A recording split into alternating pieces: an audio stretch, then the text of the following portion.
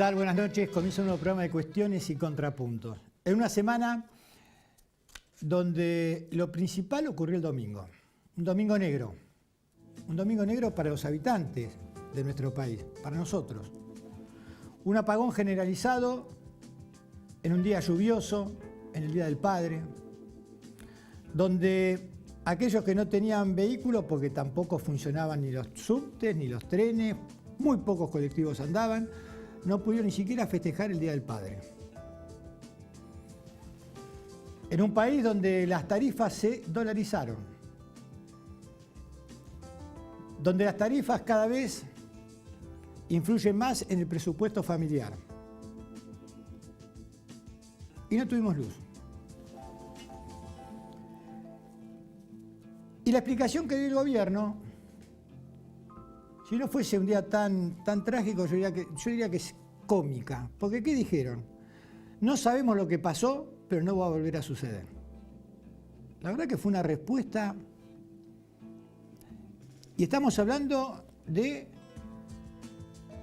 según el presidente, el mejor equipo de los últimos 50 años. No sabemos lo que pasó, pero no va a volver a suceder. Si no sabemos lo que pasó, lamentablemente va a volver a suceder. Y todo el país quedó sin luz. No una parte, todo el país. Y después hubo algunos lugares de capital, por ejemplo en Almagro, donde tardó más de 36 horas en venir la luz. Y así pasamos el Día del Padre. Solos, con lluvia, sin luz. Domingo aterrador. Pero en términos electorales, para el gobierno también fue un domingo negro. En Santa Fe, rompiendo con esta lógica de que estaban ganando los oficialismos, el peronismo después de 12 años volvió a imponerse en esa provincia. Omar Perotti, con el 40,51% de los votos, se impuso a Antonio Bonfatti, que sacó el 36,35%. Muy lejos, allá lejos y hace tiempo, quedó Cambiemos. José Corral, que era el intendente de Santa Fe y que encabezaba la fórmula gobernador por Cambiemos, sacó el 18,96%. Recordemos que hace 4 años Cambiemos estuvo ahí de ganar la gobernación en la provincia de Santa Fe. Y que en el 2017 ganó la provincia de Santa Fe. Esta vez sacó el 18,96%. Una provincia agraria también, ¿eh? Fíjense ustedes qué cosa. Entre Ríos, Córdoba, Santa Fe, La Pampa, 4 provincias agrarias, falta la provincia de Buenos Aires. Y el oficialismo fue castigado. No solo a nivel provincial, sino a nivel de las capitales de provincia que tenían ellos. En Santa Rosa ganó el peronismo. Incluso un hombre del kirchnerismo, de la Cámpora, fue el que ganó en Santa Rosa La Pampa. En Paraná también se impuso el peronismo. En Córdoba capital también se impuso el peronismo. Todas estas capitales estaban gobernadas por dirigentes radicales de Cambiemos. Y en Santa Fe, ahí ganó el Frente Progresista. Pero ahí era la intendencia del Corral, del candidato a gobernador. Así que bueno, los números en Santa Fe fueron para el gobierno, como decía recién, negros. Números negros que también se repitieron, por ahí no tanto, porque fue dividido el peronismo en San Luis. Ahí la disputa de los Rodríguez A, de Alberto con Adolfo, hicieron que vayan en lista separada. Y Alberto Rodríguez A sacó el 42,3%. Adolfo Rodríguez A hizo una buena elección, sacó el 22,11%. Fíjense que si el peronismo hubiese ido unido, sacaba arriba casi el 65%. Y Claudio Poggi, un hombre también que era de las huestes de Rodríguez A, que terminó peleándose y que ahora fue con Cambiemos, sacó el 34,5%. Alberto Rodríguez A fue el primero que dijo, hay 2019, cuando todos en el peronismo vislumbraban que era muy difícil que Macri pierda el 2019, que había que andar fijándose la estrategia electoral para el 2023. Bueno, Alberto Rodríguez A dijo en el 2018, hay 2019. El peronismo está en condiciones de ganar el 2019. Por lo menos él ya ganó en su provincia. Otro caso increíble fue Tierra del Fuego. Ahí en Tierra del Fuego, Cambiemos sacó el 8% de los votos, 8,9%, no tengo acá la cifra, pero fueron menos del 10% lo que sacó Cambiemos. Es una provincia también castigada por la desocupación. Hoy, según los datos del INDEC, llegó a los 2 dígitos, 10,1%. Impresionante. Y si vamos a los jóvenes entre 14 y 29 años, es muchísimo más alta la desocupación. Y más todavía entre las mujeres que entre los hombres. Por eso, todas las encuestas reflejan que en los jóvenes el gobierno es donde hace su peor performance. Naturalmente los jóvenes son antisistema y antioficialismo, pero esta vez mucho más nítidamente. Es muy difícil para Cambiemos rescatar el voto de los jóvenes. Ahí ganó Gustavo Melella, y ganó en primera vuelta, sacó el 50,9% de los votos. Un hombre que en el día de ayer, en la conferencia que hizo, dijo que lo atacaron por ser homosexual. Un hombre que está en pareja, según él contaba, hace 16 años. Y se impuso nítidamente a la gobernadora, Rosana Bertone, que también iba por el kirchnerismo. Pero bueno, le pasó una factura de su gobernabilidad con Macri. Todos los gobernadores tienen que tener buena sintonía con el presidente. Pues le pasó esa factura a Bertone y el nuevo gobernador de la provincia fueguina es Gustavo Melella. Y por último, Formosa, un clásico, Gildo Infram. 7ª elección.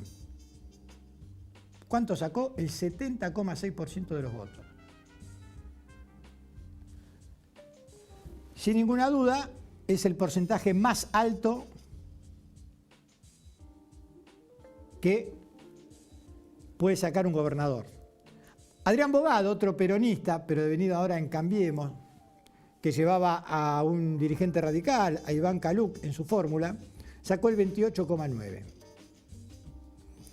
Estos 4 gobernadores ya dijeron, aunque se especulaba mucho con el tema de Perotti y Santa Fe, que van a estar alineados en la fórmula Fernández-Fernández. Otro mal trago para el gobierno, un aluvión. Se votaron en 16 provincias. En Mendoza fue la PASO, ahí ganó Cambiemos, pero en las otras 15, 11 fueron para victorias del peronismo. Y en Neuquén y Río Negro ganaron partidos provinciales.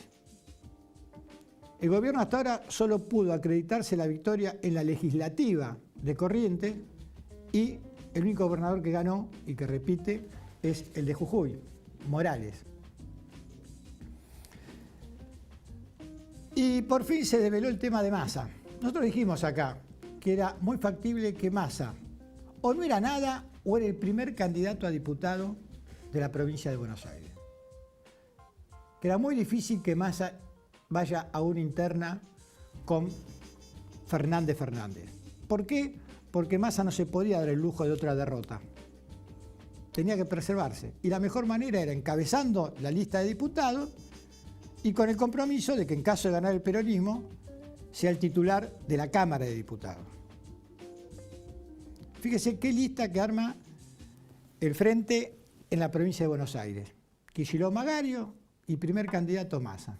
Tercer candidato, Máximo Kirchner, y seguramente también en esa lista va a estar Felipe Solá.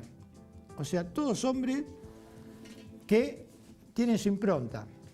Igual en estas horas se están tejiendo y destejiendo las listas, ¿no? De acá hasta el sábado a las 12 de la noche se van a armar un montón de listas hasta que finalmente, cuando sean las 12, en lugar de volverse calabaza, esas listas van a ser las que representen a los distintos frentes que se han conformado.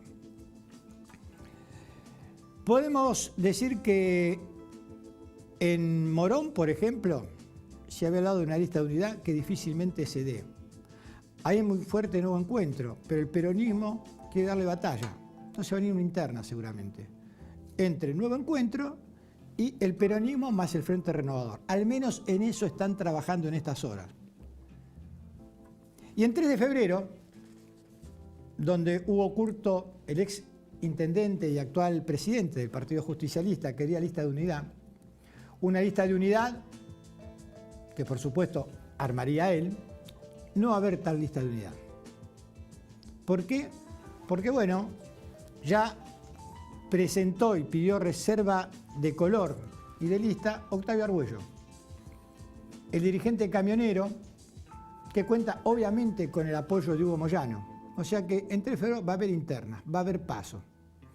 Y de ahí saldrán quien finalmente en octubre trate de desbancar a Valenzuela en 3 de febrero y en Morón esas pasos para ver si le pueden ganar a Ramiro Tagliaferro.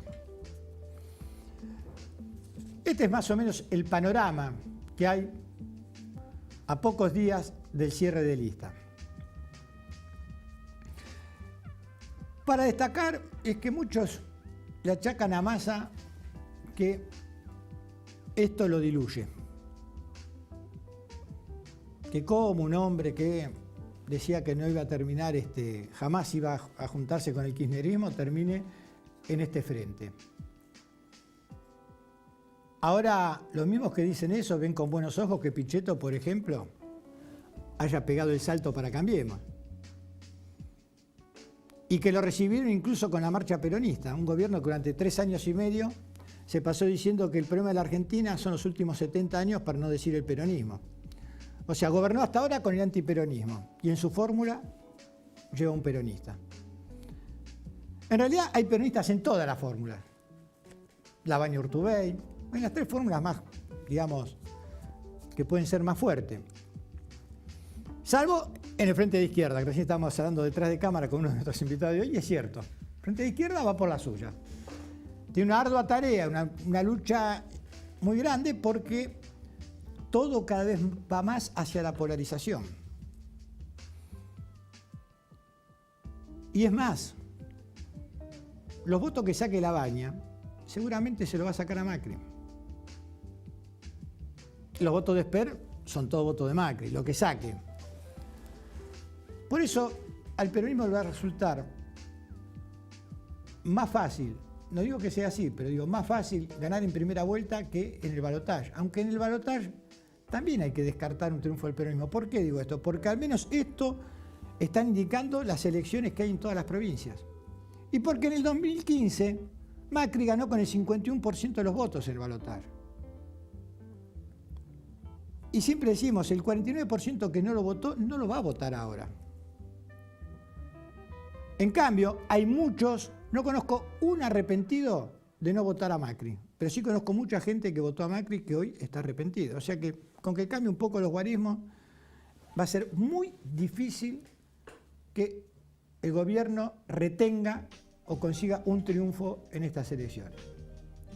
Hoy Vidal está viendo qué alquimia hace para poder conservar la provincia de Buenos Aires. Porque en realidad el peronismo se armó muy bien para esta elección. Hoy tenemos 3 invitados. Al profesor Pablo Marchese, porque entre otras cosas mañana es 20 de junio, el Día de la Bandera. Le vamos a hablar de qué significa la bandera hoy y qué significó la creación de la bandera cuando la creó Belgrano, allá en Rosario, por el año 1812. También tenemos al diputado provincial del Frente de Izquierda, que es un frente que se alió también con el MTS, o sea que va más unida todavía a la izquierda, a ver si los votos que tiene, que los tiene naturalmente, pueden potenciarse. Y es Guillermo Kahn. Y también tenemos a Alan González, que es de Tres Banderas, del Frente de Patria Grande, candidato en San Martín, la gente de Grabois. ¿En qué anda Grabois? ¿No?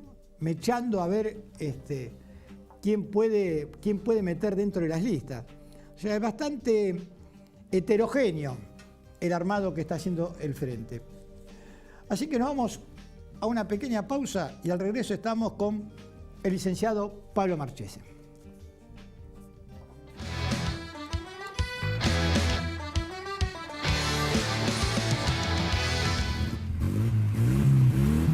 Caballito Automotores. Concesionario oficial Honda. Calidad, Servicio y excelencia en atención al cliente.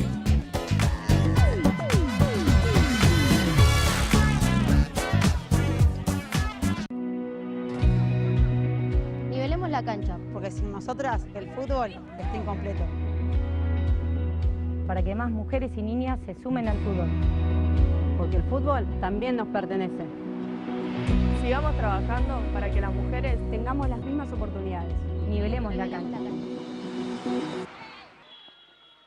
Defensor del pueblo de la provincia de Buenos Aires.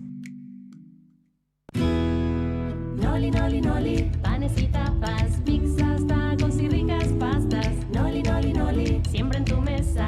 Cuando hay noli nadie deja el sabor familiar, la más alta calidad, siempre fresco de verdad. Noli, noli, noli, siempre en tu mesa. Cuando hay noli nadie deja. Noli, noli, noli, siempre en tu mesa. Estamos arreglando 1.500 pozos. Con obras en todo Morón, continúa el Plan Integral de Bacheo para mejorar la circulación y la seguridad de los vecinos.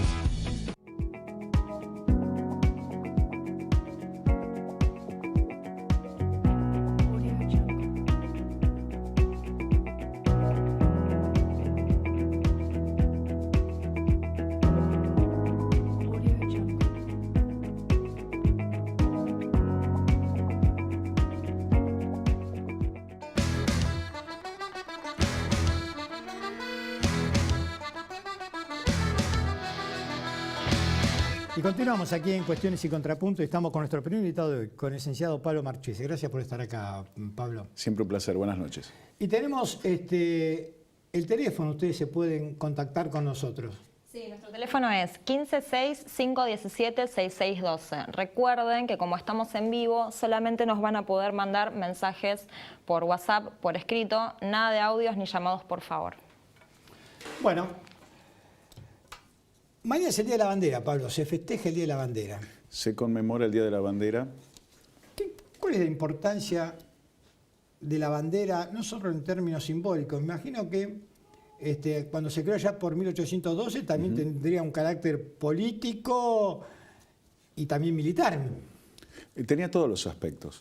Indudablemente Belgrano, cuando desafía una orden del gobierno de la época, del primer triunvirato, él no estaba de acuerdo en utilizar solamente la escarapela. Hagamos un poquito de raconto brevemente, ¿no? Estábamos en conflicto extraoficialmente con España. ¿Y por qué digo extraoficialmente con España? Porque supuestamente luego de la Revolución de Mayo nosotros habíamos jurado acatar, ¿no?, directamente a el deseado, que era el rey Fernando VII, que continuaba prisionero de Napoleón. Lógicamente esto era una contradicción. Si desplazamos al virrey y ocupamos su lugar con un gobierno patrio, no tiene sentido guerrear con él. Y sin embargo lo que estábamos haciendo era desafiar la autoridad centralista de lo que hasta ese momento había sido la Junta Central de Sevilla, que había caído en manos finalmente del inmenso ejército napoleónico, casi 200.000 hombres, para poder terminar con la resistencia en su país. ¿Qué ocurre entonces?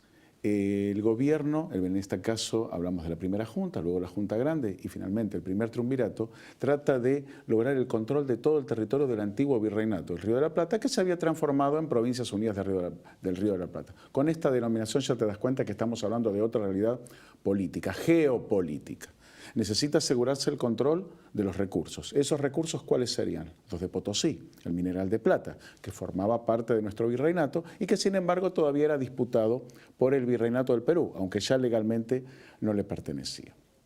Ante las circunstancias por las cuales Belgrano destaca, recordamos que hizo una campaña en Paraguay, que si bien fracasa militarmente... Y en esas campañas, por ejemplo, sí, en esas primeras campañas, esas primeras batallas, no teníamos bandera. No. ¿Y con qué, digamos, qué estandarte había? ¿Qué es lo que...? Ese era el problema. ¿Qué utilizamos oficialmente? Y acá viene la contradicción. Porque ambos bandos usaban el mismo armamento, tenían el mismo tipo de hombres, eran personas nacidas en nuestro país. Vos fíjate que siempre recordamos que cuando estudiamos, cuando alguna vez fuimos más jóvenes, hablamos de patriotas y realistas. En ningún momento hablas de españoles y de argentinos o de criollos. ¿Por qué? Porque realistas y patriotas eran en su inmensa mayoría americanos, nacidos en esta tierra, con algún componente español, inclusive en los dos bandos. Pero oficialmente Todos decían servir al rey. Por lo tanto, ¿qué bandera podíamos utilizar? Oficialmente ninguna. Pero ante la necesidad de distinguir a nuestras tropas de las adversarias, se acepta en ese 18 de febrero de 1812 usar una escarapela. Si me perdonas, más que escarapela era casi una cucarda, porque era inmensa. Lógico, una pequeña escarapela no hubiera hecho la distinción.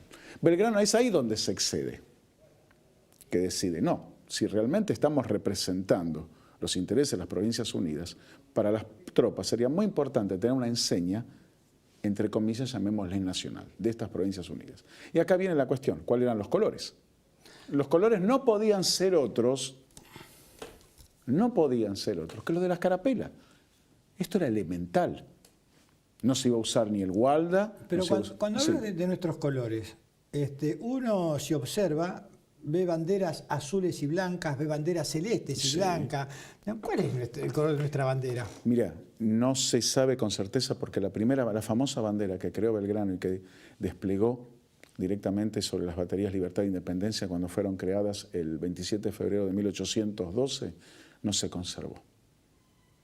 Hay una réplica se supone muy similar, pero que conserva el gobierno del Estado Plurinacional de Bolivia, que se supone que puede ser esa primera enseña, pero lógicamente con el correr de los años... verdoso, o yo lo vi en un azul verdoso, bueno, digamos. Recordad que con el paso del tiempo pudo haberse alterado.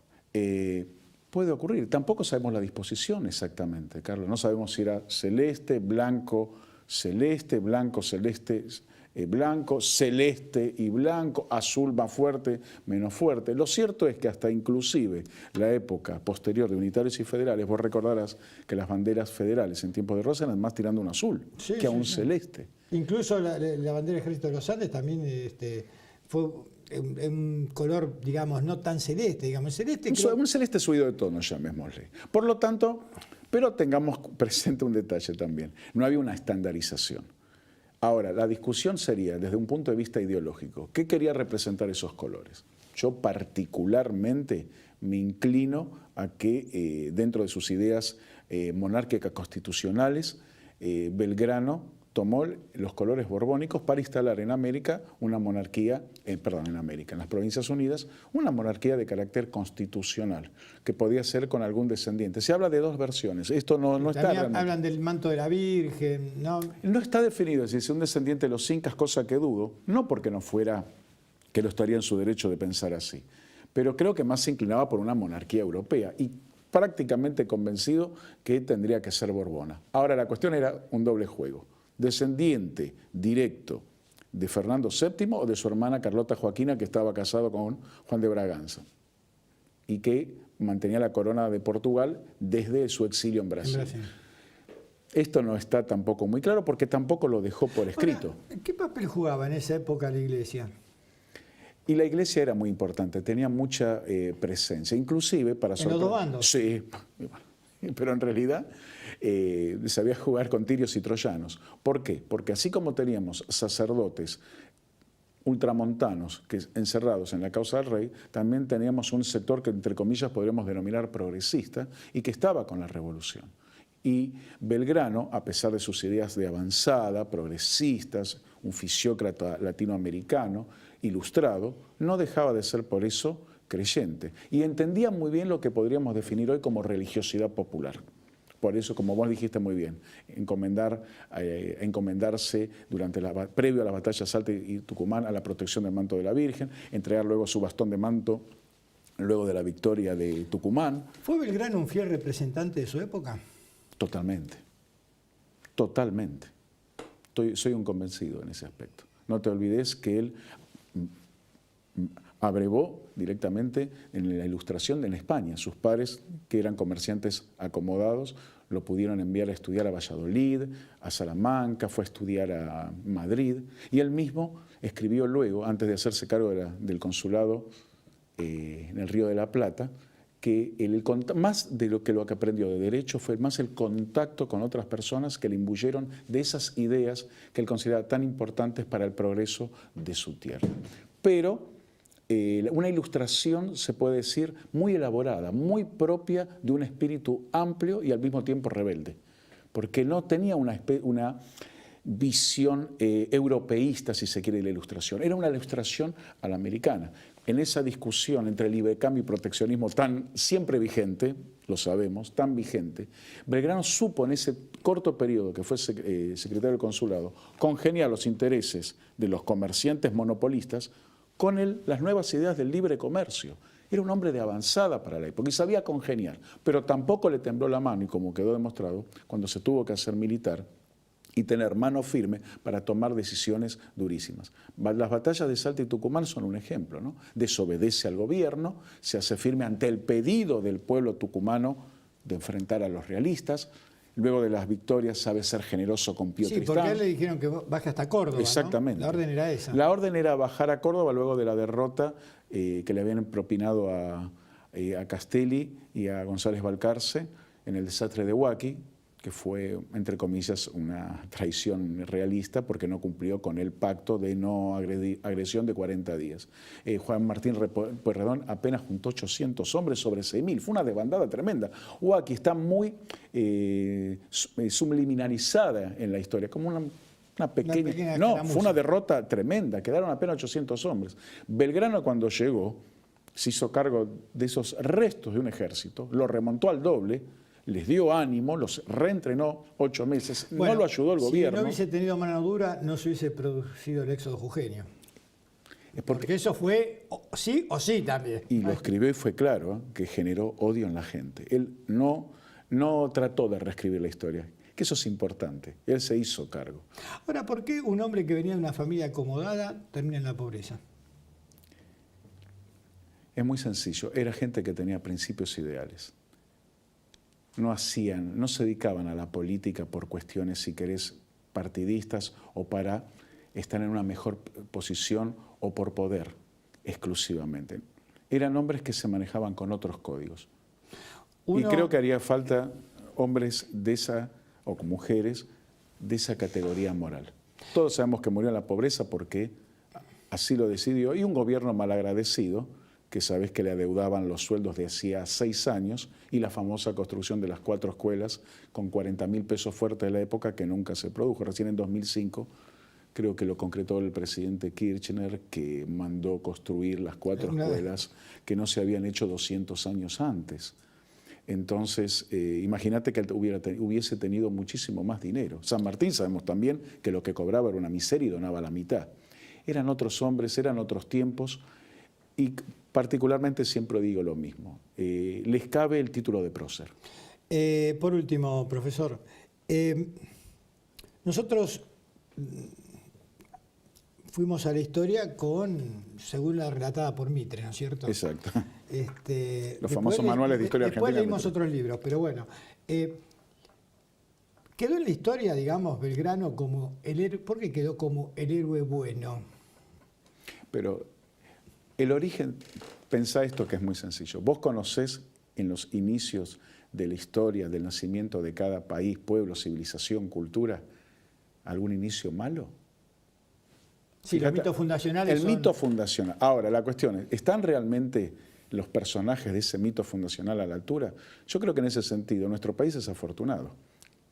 Nosotros normalmente nombramos a Belgrano y San Martín. Hace poco tiempo se ha incorporado Güemes y bien merecido lo tiene. Vos fíjate que es un personaje histórico más bien desdibujado, y sin embargo a él se debe que el plan sanmartiniano en cierto modo triunfase. Si él no contiene con mayor o menor éxito, porque fue la verdad, su guerra de escaramuza. Su guerra de escaramuza, y logra más o menos tener en el norte a los ejércitos realistas, San Martín no hubiese podido triunfar como triunfó, tranquilo, o sea, con las espaldas cubiertas. La retaguardia tenía. Exactamente. Entonces creo que son personajes que bien merecen el título, insisto, Carlos de Próceres. Bueno, y mañana a recordar y a festejar el Día de la Bandera, entonces. A rememorar, exacto. Gracias por venir. Siempre un placer. Buenas noches. Nos vamos a un corte y al regreso estamos con nuestro segundo invitado de hoy, con el diputado del Frente de Izquierda, Guillermo Kahn.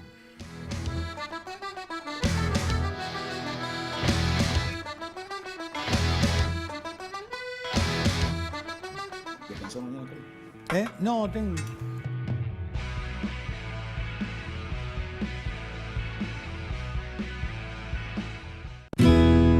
Noli, noli, noli, pan panes y tapas, pizzas, tacos y ricas pastas. Noli, noli, noli, siempre en tu mesa. Cuando hay noli nadie deja. El sabor familiar, la más alta calidad, siempre fresco de verdad. Noli, noli, noli, siempre en tu mesa. Cuando hay noli nadie deja. Noli, noli, noli, siempre en tu mesa. Defensor del pueblo de la provincia de Buenos Aires. Caballito Automotores. Concesionario oficial Honda. Calidad, servicio y excelencia en atención al cliente.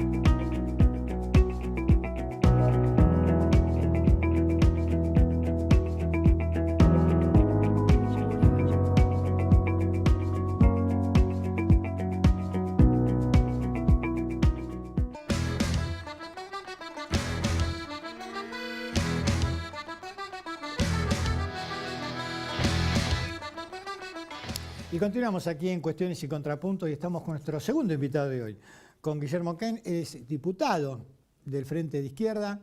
Gracias por estar acá, Guillermo. Gracias a vos.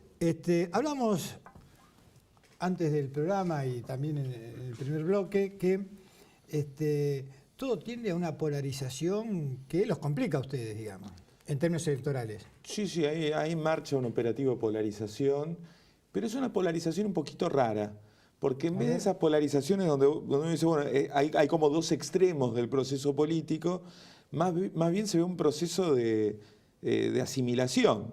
Las dos listas que van a sacar más votos están acercándose a una posición común más que alejándose. El personal político que se divide en este cierre de listas en gran medida estaba trabajando juntos hace unos meses, ¿no? Alberto Fernández, Massa, Lavagna, Pichetto. Hace no mucho tiempo estaban tratando de diseñar el peronismo federal o el Frente Renovador, cruzándose en esos espacios. Y hoy, bueno, se han dividido y de alguna manera Macri y el kirchnerismo se están disputando este canal de los gobernadores del PJ del interior que han salido muy fortalecidos ¿no? de estas rondas electorales. Eso es un dato objetivo, ¿no? A pesar de que han sido una parte importante de la gobernabilidad de Macri en estos 3 años y algo, de alguna manera... Sí, en contraprestación han podido manejar sus cuentas y eso le dio también mucho más poder todavía, ¿no? Sí, sí, sí, y han logrado canalizar la bronca contra Macri, ¿no? Y ha habido un operativo ya hace bastante, después de ese choque fuerte en diciembre del 2017 contra la reforma jubilatoria, en la idea de que no convenía que el pueblo esté enfrentando a este gobierno en la calle, que había que esperar las elecciones. El peronismo en sus distintas variantes se jugó fuerte a este operativo de contención, desde la dirección de los sindicatos, organizaciones sociales, la iglesia. Que gobierno todo llega un al final, recambio. en muleta, pero que llegue. Claro, y lo que vemos es que los que están ocupando los lugares centrales son los que han tenido una política de fuerte colaboración con Macri. Bueno, ahí lo tenemos a Massa encabezando la lista en la provincia de Buenos Aires, que venimos de esa foto, ¿no? De Massa con Macri en Davos pidiendo el acuerdo con los fondos buitres. Sí, lo de Massa fue, digamos, cuando ganó Macri, indiscutiblemente, los dos primeros años, colaboró mucho, digamos, fue parte fundamental de las leyes que sacaron el Congreso el gobierno. Ya los últimos 2 no. Ya entró a ser ventajita Massa, ya entró, digamos, entraron Han tenido sus idas y vueltas. Ahora, yo te voy a decir algo. Yo estoy en la legislatura bonaerense. El proceso de endeudamiento y de ajuste que hemos tenido con Vidal es pavoroso. Si alguien hiciera... Endeudamiento en dólares. Sí, endeudamiento en dólares, lo cual digamos, una bola de nieve que potencialmente, por ejemplo, si tenemos una devaluación fuerte como la que hemos tenido en la Argentina, en la provincia de Buenos Aires, puede quedar en cesación de pagos. Y en ese proceso, los bloques de Massa, pero también de Insaurralde, ¿no? Porque se alternaron.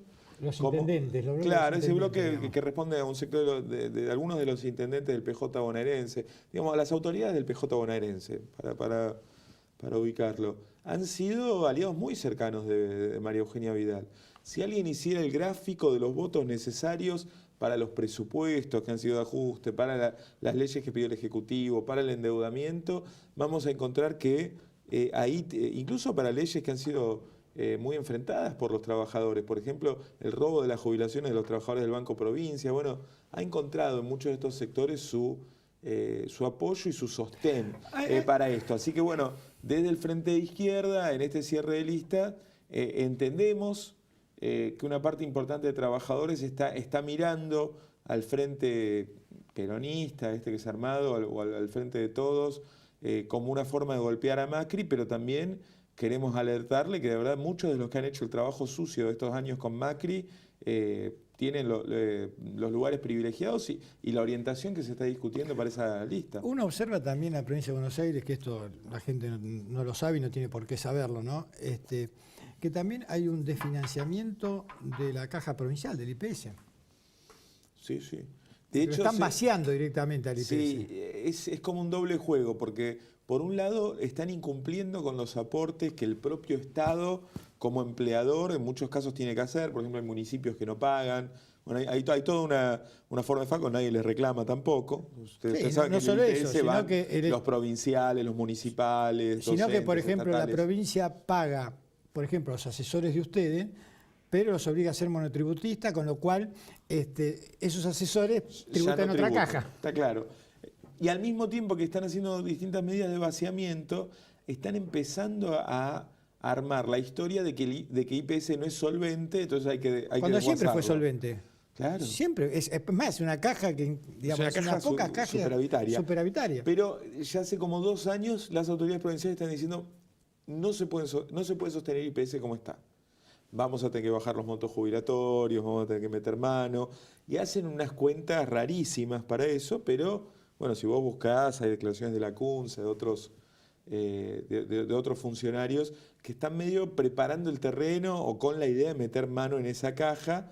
De verdad hubo una experiencia piloto con la caja jubilatoria del Banco Provincia, que es más localizada, aunque digamos es parecido a lo de IPS como caja específica dentro de un sector de trabajadores vinculado al Estado de la provincia, y fue muy fuerte la lucha de los trabajadores del Banco Provincia contra ese robo, que aunque se consumó con parte de los votos del PJ en la legislatura provincial, después hubo un conflicto muy prolongado, y me parece que, por lo que pude hablar con gente incluso de Cambiemos de la provincia, se dieron cuenta que si tocaban IPS en este clima político iba a ser una lucha de esas que juntan a todos, ¿viste? A los docentes, exacto, a los estatales, a los municipales, y que no iba a haber una disposición a dejárselas pasar, y que bueno, realmente podía herir fuertemente al gobierno de Vidal si daban ese paso. ¿Por qué crees que el gobierno de Vidal, que cuando uno ve y escarba un poquito, no es una administración tan sólida ni tan buena, ¿por qué crees que tenga tan buena imagen Vidal? Mira, el año pasado cayó mucho la imagen de Vidal. Sin embargo, tiene una protección mediática fuerte, y por los análisis que se leían en su momento, digamos que la malaria que se vive en la provincia de Buenos Aires, como en todo el país, se la adjudica más al gobierno nacional que a los recursos que pueda tener una administración provincial. Como un rostro más humano que el de Macri, digamos. Bueno, eso seguro, de otra forma de expresarse y demás, pero como que no se le adjudicaba directamente los resultados de la política económica claro, a María Eugenia Vidal, no es por culpa de María Eugenia Vidal, sino más de Macri. Yo he leído varios análisis en ese sentido, y puede ser que eso sea así. Ahora, yo tengo una impresión de que, a pesar de que lo tapen los medios nacionales, hay mucha bronca con cómo están las cosas en la provincia de Buenos Aires. Y por ejemplo, tenía esa impresión con Scioli, y Scioli perdió la elección. Y ojo, con Scioli pasaba algo parecido. Sí, no se hablaba mucho de cómo estaba la provincia de Buenos Aires. Scioli. Pero uno viviendo en la provincia de Buenos Aires veía que había por abajo mucho problema, mucho conflicto sobre las condiciones de los hospitales provinciales, sobre la condición de los transportes, con las inundaciones, con las condiciones de vida en los barrios. Una cosa interesante de María Eugenia Vidal es que ella, o su equipo, habrá que ver, hizo una lectura de esto. O sea, ella pudo explotar esta situación de la provincia para derrotar a Scioli. Habló mucho de estos temas, pero después no los mejoró. Al revés. Tomemos, bueno, las escuelas, ¿no? Un caso gravísimo. Tuvimos la explosión en la Escuela 49 de Moreno, pero más en general, el año pasado, después de lo de Moreno, eran cientos y cientos de escuelas donde, alarmados por lo que había pasado, los docentes, los padres decían, yo no puedo, no sé, o sea, no pueden funcionar las clases, no tenemos las condiciones elementales. ¿Qué es lo que ha hecho Vidal frente a esto? Directamente desentender a la provincia del sostén de las condiciones de las escuelas. Es decir, esto queda ahora en más a cargo de los intendentes, sin transferir fondos nuevos, cerrando las áreas que están a cargo de arreglar las escuelas. Entonces, llegó llorando, emocionada, diciéndonos que la provincia era muy grave la situación, cosa que era cierto y que le preocupaba. Y lo que ha hecho en estos años es un agravamiento enorme. Entonces, las encuestas sirven hasta un punto, los medios reflejan a veces lo que quieren, y yo creo que hay una bronca muy profunda en la provincia de Buenos Aires con todo este bloque de gobierno. Guillermo, ¿la provincia de Buenos Aires es, como dice Asís, la provincia inviable?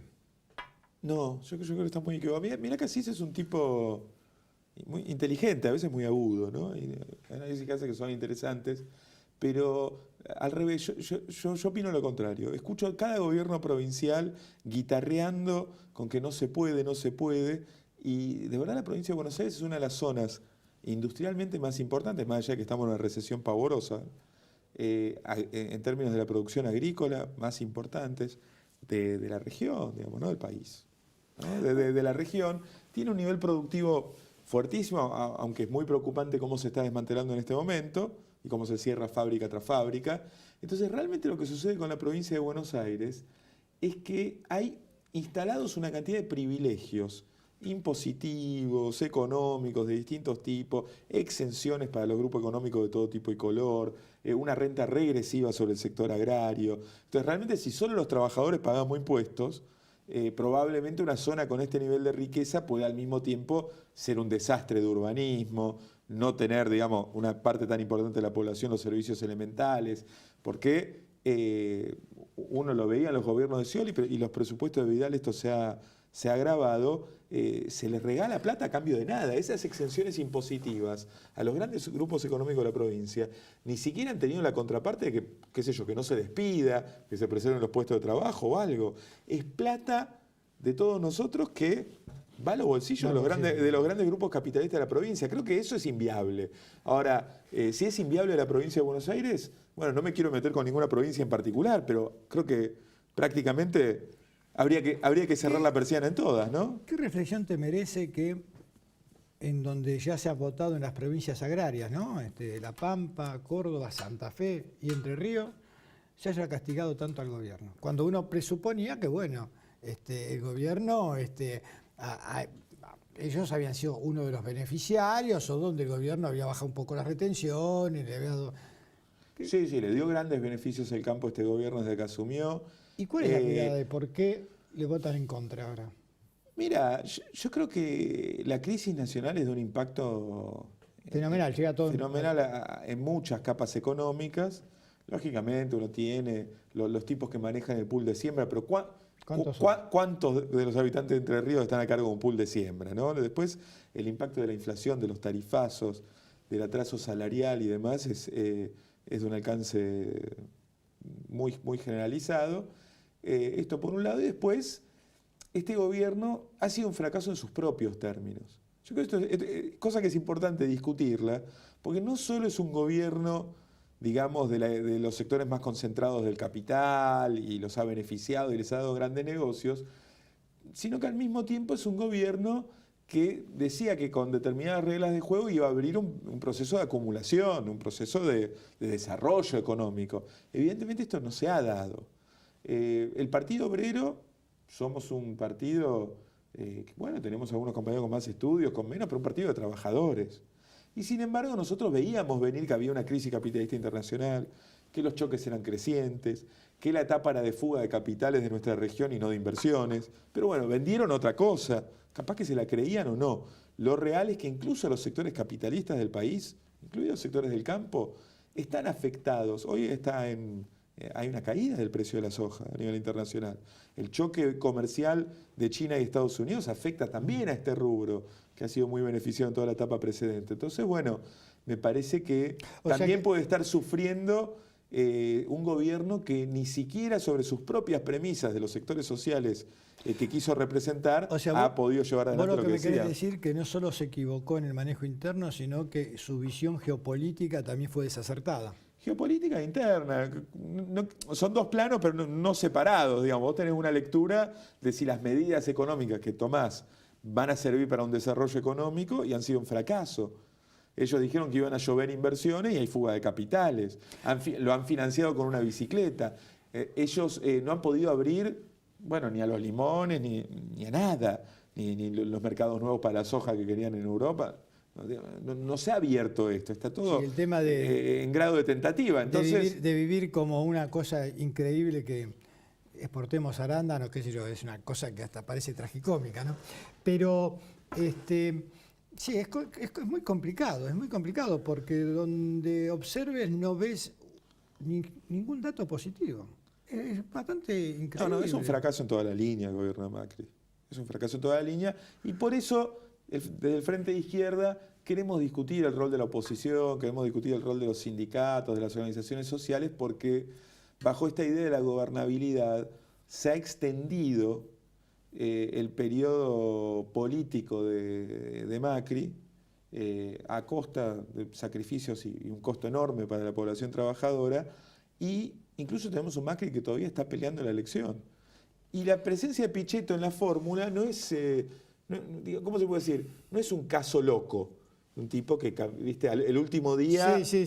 No llama tanto la atención, digamos. No, pero lo que te quiero decir, no escapa a la lógica del cogobierno que hubo estos 3 años y medio. Por último. El PJ le dio los votos a Macri y la presencia de Pichetto en esa fórmula tiene que ver con todo un sector que lo ha sostenido hasta el último día. Si no, Macri no estaría hoy peleando la elección. Por último, Guillermo, ¿qué importancia le das para esta elección a los 2 metros cuadrados que ocupan la heladera y la alacena? Bueno, enorme. La bronca de los trabajadores argentinos tiene que ver con la licuación del salario que se siente en cada casa, que bueno, por ahí un sector en blanco, un sector bancarizado de los trabajadores, lo que está teniendo es un nivel de endeudamiento loco, fuertísimo. Hay datos de estos días de la caída en el consumo de todos los productos. Y bueno, nos parece que justamente por esa preocupación hay que reforzar el voto del Frente de Izquierda y este Frente de Izquierda Unidad que se ha conformado ahora sumando al MST.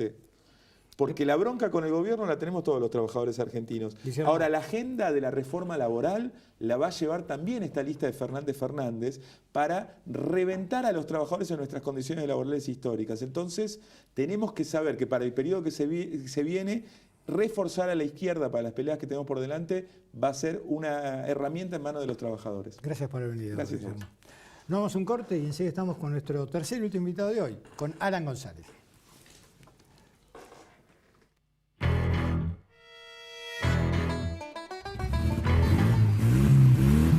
Caballito Automotores. Concesionario oficial Honda. Calidad, servicio y excelencia en atención al cliente.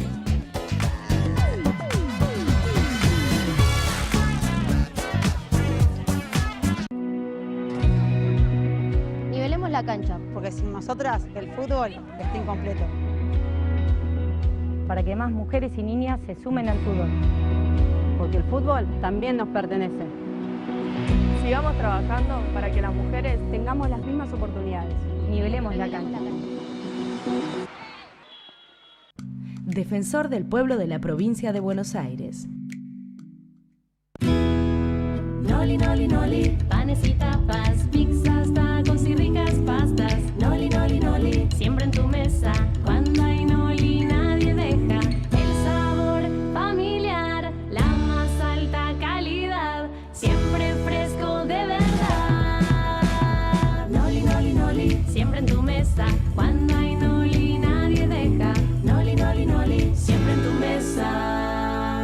Estamos arreglando 1.500 pozos. Con obras en todo Morón, continúa el Plan Integral de Bacheo para mejorar la circulación y la seguridad de los vecinos.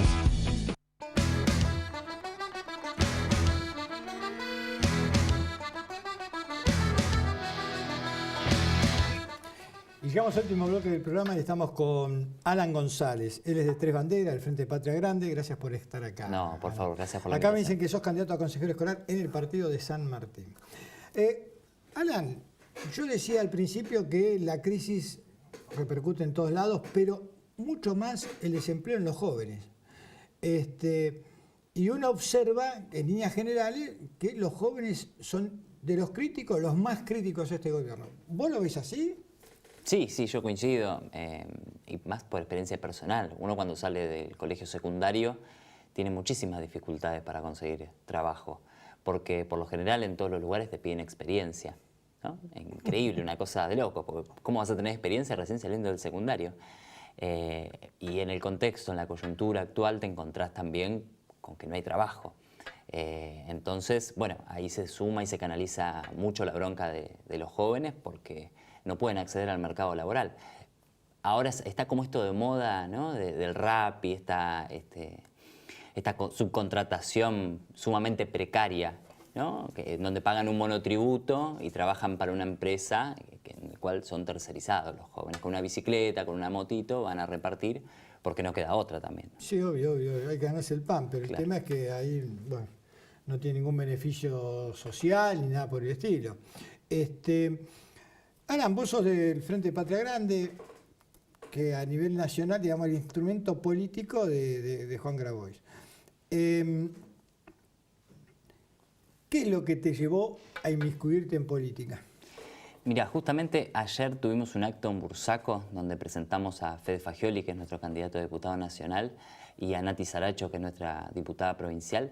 Y lo que me llevó a ser parte de ese espacio político es la potencialidad y la inclusión en la participación, el protagonismo de los pobres, de los jóvenes y de las mujeres. Me siento parte y me siento muy identificado con un espacio político que no solamente impulsa esas reivindicaciones, sino que además también impulsa a los compañeros y a las compañeras para que sean protagonistas de la política, si quieren, ¿no? Entre comillas, porque si la política, la casta política, esa política tan tradicional y enquistada en esos lugares, siempre a los jóvenes, a las mujeres y a los pobres los mira de costado. A los jóvenes les dice, bueno, no, ya va a haber tiempo, vení, tocá el bombito, ¿no? Cantá algunas canciones, que para la política, claro, vos sos joven, la próxima te va a tocar, bueno, y así con los pobres ni hablar, ¿no? Con los pobres, bueno, por supuesto, no participan de política. La esperanza es el futuro, siempre es el futuro, nunca el Sí, presente. Claro, por supuesto, ¿no? Entonces, Sin embargo, las mujeres han dado muestra de grandes movilizaciones, las más multitudinarias, por fuera de los aparatos políticos, gremiales, una nueva conformación social que llama la atención por su heterogeneidad y cómo han sabido articular y tener esa presencia en la calle. claro, las mujeres han desbordado, ¿no? Las estructuras partidarias y sindicales tradicionales. Pasa algo similar más salvando las distancias, ¿no? que es muy grande, pero en las escuelas pasa algo similar con los chicos que son de otra generación, ¿no? La escuela está diseñada y está pensada para una generación de chicos y de estudiantes que no tiene nada que ver con la escuela en la actualidad. Pero en el caso de las mujeres ha sido impactante cómo han llevado sus reivindicaciones a la arena política, ¿no? Y han desbordado esas instituciones tradicionales que no las han podido contener. Y por lo que vos me estabas contando, esa participación es masiva en el ámbito donde ustedes se mueven. Exactamente, sí, es masiva, pero a diferencia de los otros espacios, las compañeras acá son protagonistas, no van a la cola. Tenemos un mensaje, a ver. Sí, María del Carmen de Pablo Podestá dice que tengan una linda noche, estoy mirando el partido de Argentina sufriendo como siempre. Bueno, le mandamos un saludo. Y por otro lado, Mica de San Martín dice, felicitaciones a Alan, joven, docente y militante de nuestro querido distrito, por más pibes y pibas como él dispuestos a transformarlo todo. Bueno, el televidente que estaba sufriendo con Argentina, decimos que van 1-1, que empató Argentina con gol de penal de Messi. Es todo un tema el fútbol también, porque yo creo que más que un deporte es una cuestión cultural. Para el final, Adam, ¿qué tendrías que decir o qué tenés que decir a la gente para que no solo voten, sino que también se movilicen y que participen, digamos, de estos armados y de esta forma de construcción política? Bien, en primer lugar, vos vas caminando por la calle y le preguntás a cualquiera qué pasa el sábado y nadie te va a saber contestar. Porque tampoco a nadie le importa que se cierran las listas el sábado. A la gente le importa y le interesa saber quién va a ser el candidato a presidente o a presidenta y qué proyecto político de país va a llevar adelante. Eso me parece que es central. Ahí me parece que tenemos un desafío enorme que tiene que ver con proponer hacia el futuro, proponer recuperar la esperanza, proponer recuperar el futuro, ser concretos, decir qué vamos a hacer. Eso es central, eso es lo más importante. Decir qué vamos a hacer con esta patria que está devastada producto de las políticas neoliberales de Macri. Pero no solamente apelando al desastre que hizo Cambiemos y tampoco apelando al pasado, que el pasado siempre fue mejor. No, hay que proponer hacia adelante, porque hay nuevas reivindicaciones, hay nuevas demandas y hay que construir una Argentina de cero. Bueno, ya me están diciendo que se agotó nuestro tiempo. Le decimos a la gente que sigue 1-1 y recién acaba de errar un penal Paraguay. Mamita querida. Alan, gracias por haber venido. No, por favor, gracias a vos. Y a ustedes también por permitirnos entrar en sus hogares y nos vemos la semana que viene para más cuestiones y contrapuntos. Han sido muy amables.